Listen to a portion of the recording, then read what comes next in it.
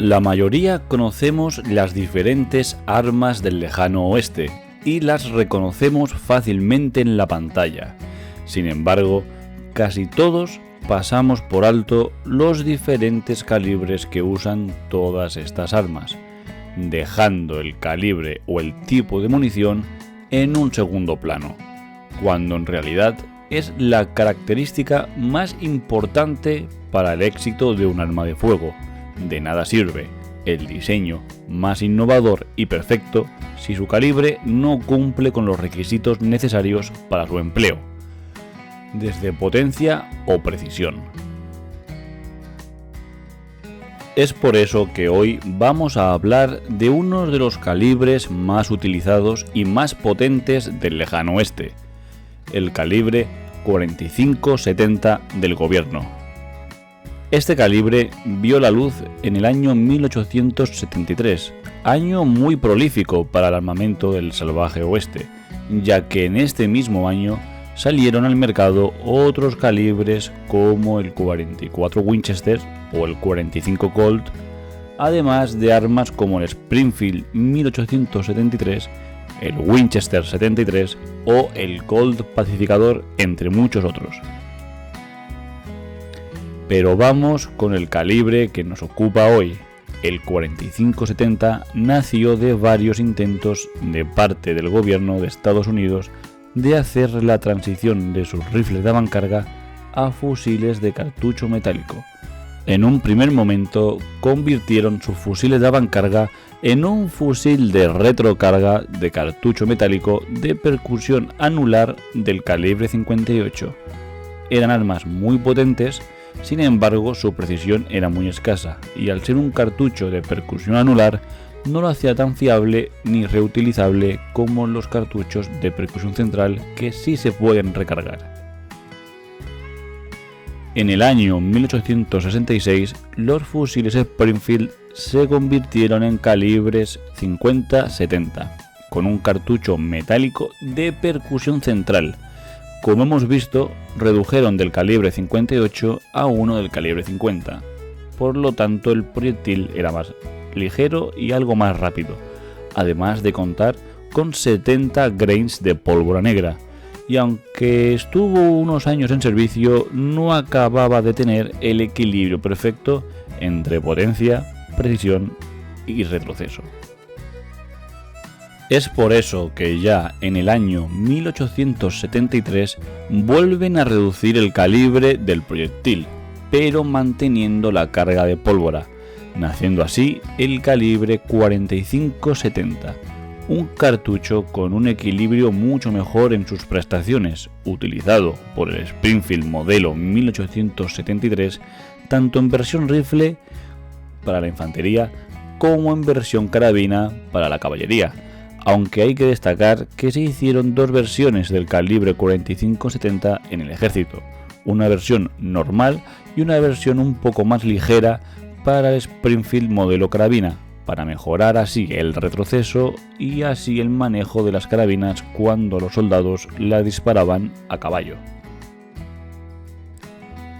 Como hemos podido ver en muchos vídeos anteriores, muchos de los calibres de la época estaban denominados con un número, guión y seguido de otro número, como el 45-70, el 44-40 Winchester, el 32-20, etc. El primer número hacía referencia al diámetro de su proyectil, en este caso será el 45, o lo que es lo mismo, 0,45 pulgadas. Y el segundo número hacía referencia a la carga de pólvora negra que llevaba ese cartucho. En este caso eran 70 grains de pólvora negra. Es verdad que los proyectiles o puntas del 45-70 podían variar de grains de plomo desde los 300 grains hasta por encima de los 500, dependiendo su finalidad, ya sea la caza, el tiro a larga distancia, etc. Aunque el mayor rendimiento de este cartucho no fue gracias al ejército, ya que los cartuchos militares no eran de una gran calidad, Sin embargo, en el mercado civil y gracias a la recarga manual de esta munición, se logró una gran potencia y precisión, ya que al utilizar mejores pólvoras y proyectiles de diferente peso y aleación, se podía personalizar para lo que uno quisiera y para cada tipo de rifle y estriado de cañón. Muchos rifles, tanto monotiro como rifles de repetición, estuvieron disponibles en este calibre, desde los Springfield modelo 1873 como los Sharps 1874 o los Remington Rolling Block. Y en rifles de repetición podemos encontrar a los Winchester modelo 1886 o los Marlin 1881 o 1895, entre muchos otros rifles, e incluso la ametralladora Gatling. Era un calibre ampliamente utilizado, ya que era de uso reglamentario para el ejército.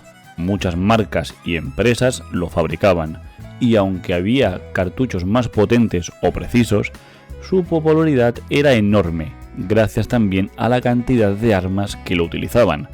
Además de, como hemos comentado antes, tenía un gran equilibrio, ya que podía derribar prácticamente cualquier animal de la fauna americana y a una distancia por encima de los 100 metros.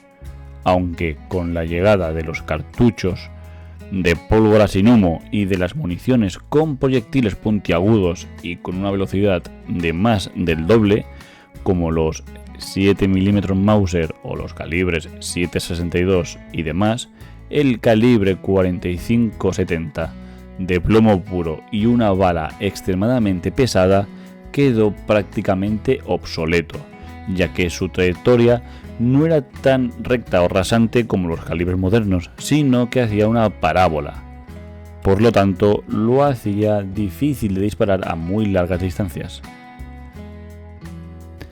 Aunque obsoleto, no ha quedado en el olvido y es uno de los pocos calibres que ha resistido el paso del tiempo, sin dejar de producirse desde su creación en 1873 hasta nuestros días, ya que tampoco se ha dejado de producir armas en este calibre.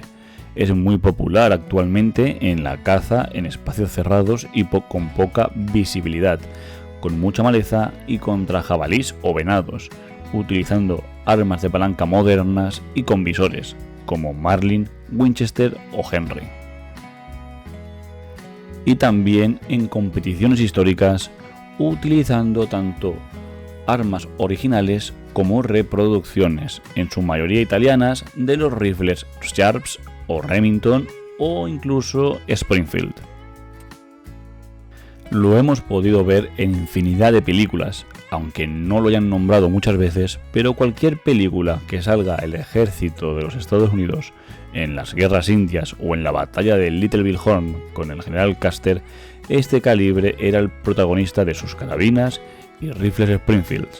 Es más, como dato curioso, en la película de Jurassic World, el protagonista utiliza un moderno rifle Marlin 1895 del calibre 45-70, y la empresa Marlin en su página web añadió en las especies cazables con este calibre el Tyrannosaurus Rex.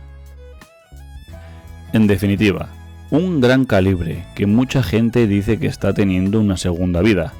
Sin embargo, yo defiendo que no ha podido tener una segunda vida, ya que no ha muerto ni ha dejado de utilizarse desde su nacimiento en ningún momento de la historia. Además, podemos decir de este calibre que ha visto la acción en casi todos los rincones de la frontera, tanto en manos del ejército de Estados Unidos durante las guerras indias y demás altercados en sus carabinas y fusiles Springfield, como en la caza mayor utilizado por rifles Sharps o rifles Winchester o Remington Rolling Block. Un calibre que junto al 44-40 Winchester conquistó el oeste a base de estruendos y nubes de pólvora negra.